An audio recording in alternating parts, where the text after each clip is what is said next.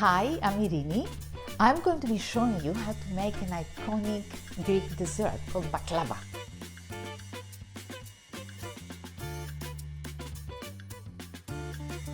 And like many of the syrup desserts in Greek cuisine, we start by making the syrup. So I'm going to weigh some sugar.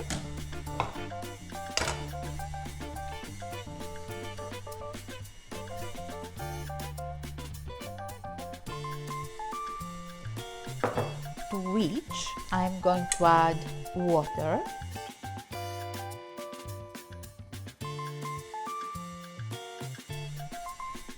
And what we will use to flavor the syrup is a little bit of lemon peel and some cinnamon, a cinnamon stick. So you need a super sharp knife because we say that blunt knives are worse for cuts than sharp knives. So it's good to have a sharp knife, a bit of lemon, and a little bit of cinnamon stick. These two are what will flavor our syrup, and we need to cook it now because we want it to be cold when we add it to the hot baklava. So that's what I'm going to do. What we are going to use to flavor the baklava this time is dried figs. Actually, this is my winning dessert on MasterChef. So it's a dish very close to my heart. And we will steep the figs once we chop them in a saucepan with some red wine and again cinnamon stick. Cinnamon features very heavily in Greek desserts, bakery.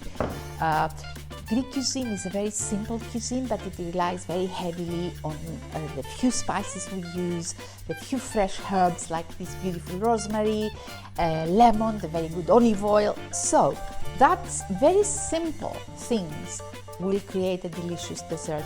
The combination of roasted hazelnuts, which I have chopped here, the dried figs, the orange perfume, and the rosemary will make a very unusual, not a typical baklava, but it was my MasterChef take of baklava. So we'll start by chopping the figs, and it's very important when we use a very sharp knife like these are to actually create a protection against the fig with our knuckles. So literally, then you see people chop very fast on TV. It's because they're not scared of chopping their nails, because they do exactly what I'm doing, and they use the knuckles as a guard against the knife, and you don't even have to look down because you pull your hand and you chop. So we chop them finely and we put them all here, and then we'll steep them. They will absorb all the red wine, which will make them beautifully moist and add a lot of flavor.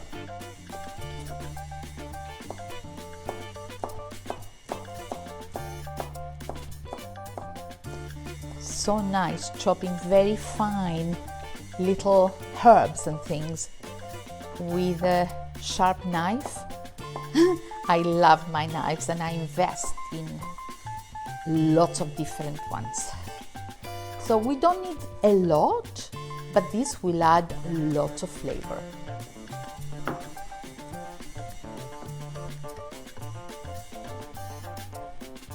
So the figs have been finely chopped, roughly finely. We don't want them to be too chunky amongst the phyllo pastry.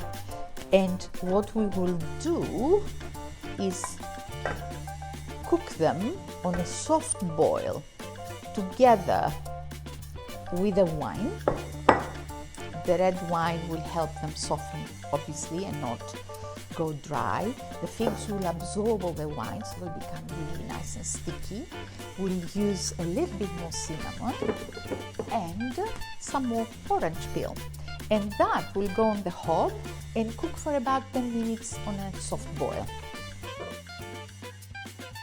So the figs are ready, they've absorbed all the liquids, and all we will do now is leave them aside to cool, and then we can put our baklava together. So the figs are cool for the baklava and we're ready to assemble. The thing that we need to do very importantly with anything that has phyllo is to use a lot of greasing agent. In this instance, we use butter. Sometimes I make baklava using olive oil, but whatever you do, you need to grease the tin very well. And then between each phyllo as well. And we put the first phyllo.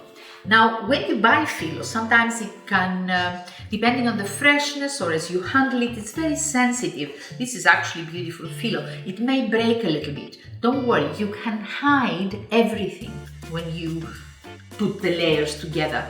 So always butter in between, but the way to do it is drizzling and not brushing. What the drizzling does is it allows the next phyllo that goes on top not to be stuck very tightly together, because it's really nice to have a little bit of air between your layers. And we will add a second phyllo on top of that. And now, instead of adding butter, we're going to use the second component. One, the main component is the figs, the other one is the roasted hazelnuts, which I have chopped, and we will use them quite generously.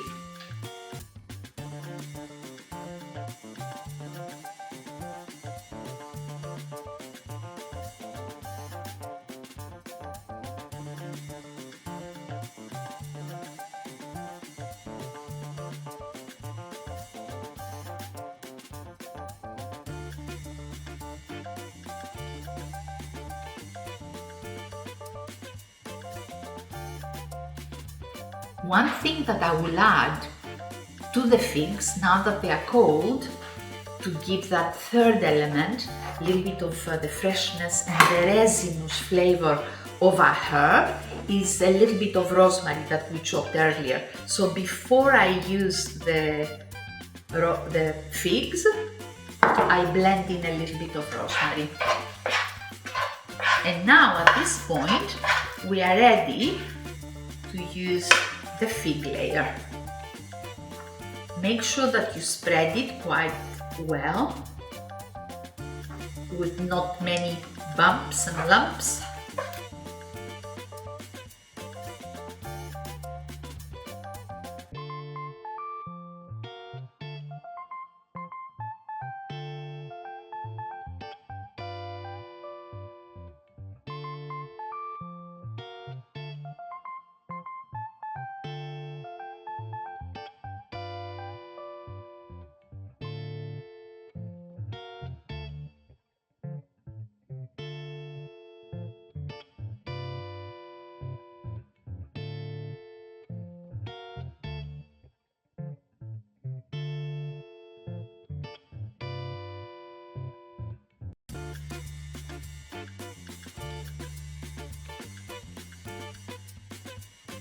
There are no fast rules how many phyllo layers or how many nuts or where to put the nuts, or just keep layering as long as you remember to use butter in between.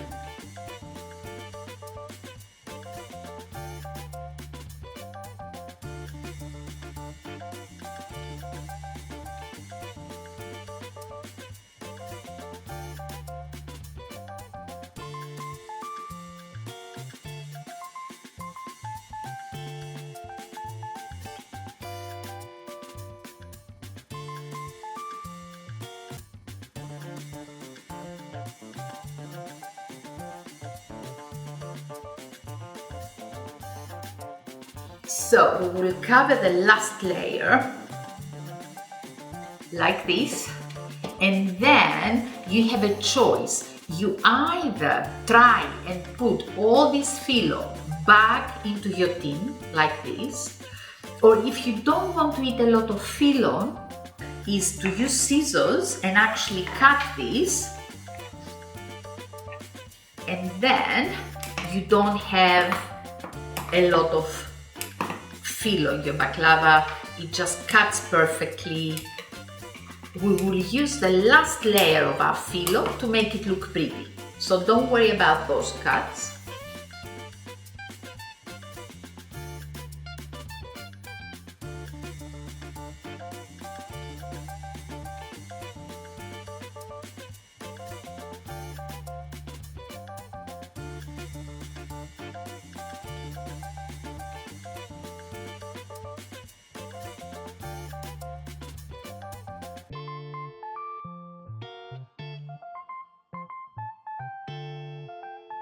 And we finish with lots of butter because this is very, very important. We don't want it to burn.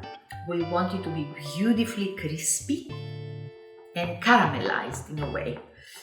Important also to cook baklava on a relatively low oven. So I don't bake it at a higher temperature than 160 because you want all the phyllo layers in between to cook, not just the top.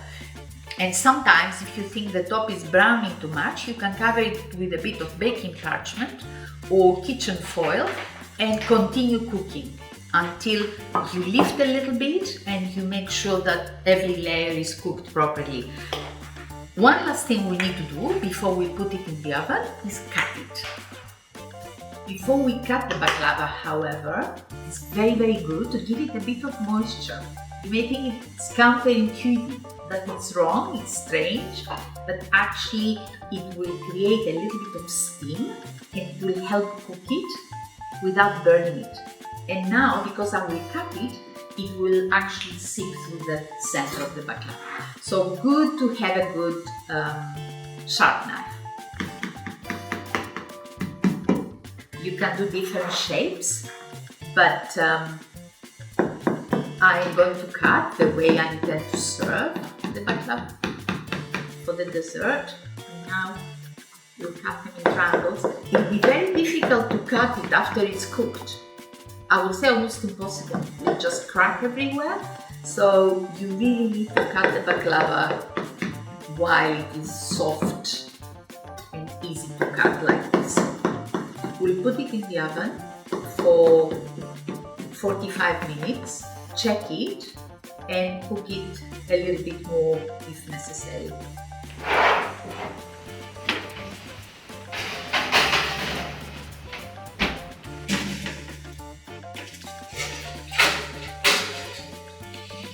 The baklava looks good, nice color to it. So all we'll do now that it's really piping hot is put over it our very cold syrup. Remember, we left it to cool.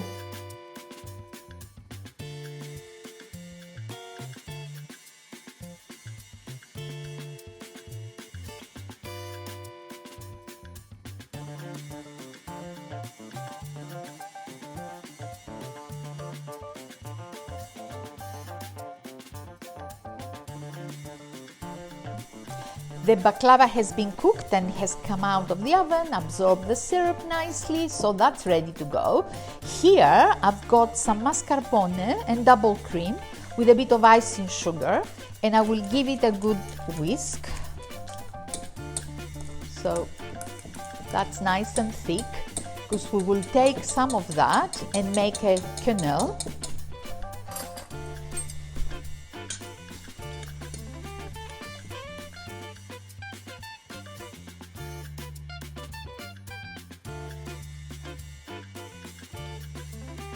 Now, for the quenelle to sit nicely on the plate, it's always easier, and you could serve ice cream. On MasterChef, I serve this with ice cream. It's nice to put a few of the nuts that we used in the baklava, in this case, the hazelnuts, on the plate. I have some fig syrup, you have the recipe for it, and some candied figs, so it will be beautiful. I haven't used a lot of sugar in the cream, because I wanted to flavor it with the fig syrup and chopped fig. And of course, we have roasted the figs. So the fig has been roasted with some honey, some oranges, some orange zest, and there it is, the dessert, my winning MasterChef dessert.